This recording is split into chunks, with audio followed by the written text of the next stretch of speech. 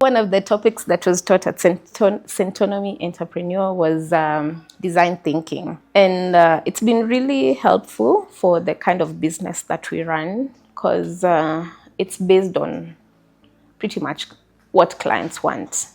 We are a custom-made furniture business. So let me go back. Nemari is a custom-made furniture business that deals with our style is mid-century. So it means it includes a lot of woodwork or wood pieces, a lot of metal, a lot of glass, and there's a lot of creativity that goes into the kind of furniture that we do. So with design thinking, initially when I'm doing it as a creative. It's me telling the clients this and this and that. But now I'm getting feedback from clients that, I want furniture that looks like this. And with mid-century, we break the rules a lot.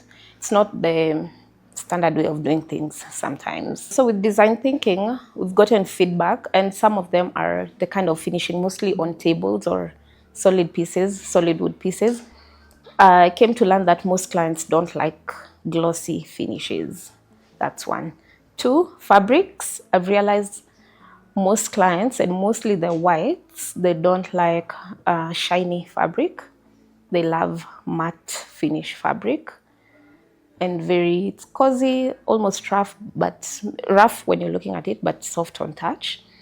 And then another thing is dimensions. Measurements. Sometimes you think a standard TV stand should be 5 feet or 6 feet. A client will tell you, I want 8 feet, And with that even, it's something that also my fundis have had to learn. Because you tell them, I want a console table that is 8 feet. And they tell you, no, a console table has never been 8 feet long, But now this makes you start thinking differently that, it doesn't have to be 4 feet, the standard size. It can be 8 feet, it can be 10 feet, it can be whatever, as long as it's fitting in the client's house and that is what they want. So a lot of our furniture pieces are determined by some of the feedback we're getting from the clients. And we've been able to incorporate that even on furniture that we have in the showroom, not necessarily for the clients. Like the matte finish, honestly, it looks really nice on the furniture pieces. Some of the things I've learned or we've learned in this business is record keeping. So someone told me opportunity meets preparedness. It's something that I live by, and it came at the right time. So because now it got to a point clients ask, you don't have a receipt, or they want to place an order and they're like, will I get proper documentation like ATMs and all that? And you realize you don't have those things, and now you lose that client. So we realized it was about time we set everything straight and have proper documentation, from receipts to delivery notes to the ATMs documents. And also we had to, because you see, a client might order a TV stand. I did it maybe in March, and the same client or a different client orders the same TV stand in April. I can't even remember how much it was. I have to go and recalculate. So I realized I have to do bookkeeping. And one of the ways is using QuickBooks. And another way is also we write. I usually write them because sometimes we find out that we've missed on some materials. Maybe some materials are purchased and they weren't maybe entered on QuickBooks, but I wrote them down. So we go through that order on QuickBooks and that the same order that I wrote down. As the business grew, I was doing everything. I was there. I used to go purchase materials, that is timber, which is very hectic. Assuming we are making a TV stand, so we have to purchase timber and we have to purchase the accessories for the TV stand. And then you have to take the timber for drying. Then you have to come back to the workshop. You have to attend to the fundis. On delivery day, you're the one going to delivery. So I was the one going for deliveries. I'm the one doing before we were doing proper bookkeeping, I was the one doing, with the apps that you, maybe Canva or something. I was doing with those apps, the bookkeeping. And then there's a lot of things that I had to do myself, purchasing materials, a lot of things. So it got to a point I got really overwhelmed, and you'd find that some things were forgotten. And that mostly would affect our record keeping. Because you see, I've purchased materials maybe somewhere in Gikomba. I won't remember to write it down, as opposed to purchasing and maybe telling the accountant that we've purchased this and this and that, so they're able to do their part. So that's how we decided, you know what, we need someone. We needed an accountant at that time before we opened the showroom. And then now for the showroom, we also need a salesperson. Yeah.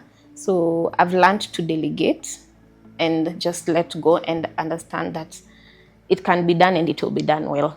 I don't have to be there necessarily. Just train, and then with time, they understand how I want things done.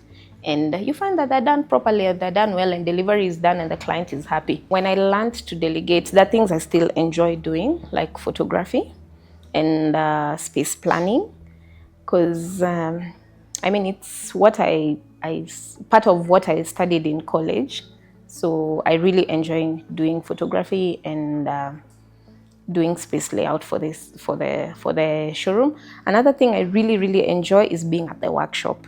If you ask me where I'd rather be between the workshop and the showroom, definitely the workshop, because I get to see how pieces come to life, the process of, and I record everything from purchasing the timber to drying the timber to cutting of the pieces, like from the piece being a log to it turning into furniture. Really jazzes me. So I enjoy being at the workshop. It's a good place to be at. My advice for someone who's starting furniture business: 1, start. Just start. Start wrong, start basic, start where you are. 2, never compare yourself to anyone. Mostly people who are there where you want to be. Never compare yourself. You never know where people get their capital from. You never know what people do. So just start. Get mentors, people who are willing to help you, people you can learn from.